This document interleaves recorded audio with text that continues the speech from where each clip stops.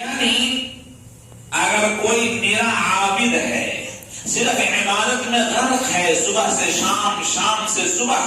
لیکن اس کی فضیلت اتنی نہیں جتنی اس سے زیادہ فضیلت اس شخص کی ہے جس نے قرآن پاک کی ایک آیت ایک دن میں سیکھ لے۔ اسی لیے آقا صلی اللہ علیہ وسلم نے فرمایا وَإِنَّ الْعَالِمَ لَيَسْتَغْفِرُ لَهُ مَنْ فِي السَّمَاوَاتِ وَالْأَرْضِ وَالْحِيتَانُ فِي جَوْفِ الْمَاءِ أَوْ كَمَا قَالَ عَلَيْهِ الصَّلَاةُ وَالسَّلَامُ۔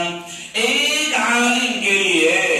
آسمان و زمین یعنی کائنات کا ذرہ ذرہ استغفار کرتا ہے، حتیٰ کہ مچھلیاں پانی کے اندر بھی اس عالم کے لیے استغفار یعنی دعا کرتے رہتے ہیں۔ حضور پاک صلی اللہ علیہ وسلم نے ارشاد فرمایا جس دن اللہ تبارک و تعالی فیصلہ کرنے کے لیے بندوں کے درمیان اپنی خاص کرسی پہ جلوہ افروز ہوگا،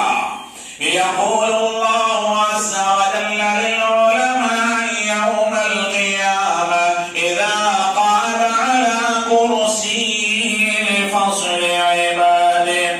اللہ عز وجل اہل علم سے، علماء سے یہ فرمائے گا اس دن جس دن بندوں کے درمیان وہ فیصلہ کرے گا، جب اپنی خاص کرسی پہ جلوہ افروز ہوگا، مخاطب ہوگا خدا انی لم اجعل علمی وعلمی فیکم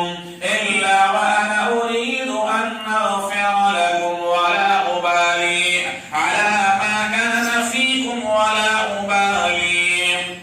کہ میں نے تمہارے اندر بردباری اور اپنا علم اسی لیے دیا تھا تاکہ میں تمہیں قیامت یعنی آج کے دن تمہاری مغفرت کر دوں۔ سبحان اللہ، سبحان اللہ، کتنی بڑی بات ہے۔ ایک عالم دین کی شان اور حافظ قرآن کی عظمت کا یہ نشان ہے کہ خدا کل قیامت میں اس کو مغفرت کا پروانہ سرٹیفکیٹ عطا کر دے گا کہ تمہارے لیے بخشش ہی بخشش ہے۔ ان مثل العلماء كمثل النجوم في السماء، جس طرح سمندروں میں اور خشکی میں، بیابان میں، جنگلوں میں ان کی روشنی کی مدد سے راہگیر سفر کرنے والے راستہ طے کرتے ہوئے منزل مقصود تک پہنچ جاتے ہیں، اسی طرح اہل علم کی روشنی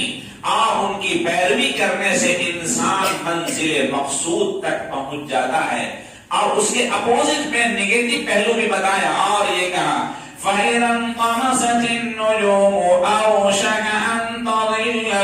الْهُدَاةُ، کہ خدا نہ خواستہ اگر یہ ستارے،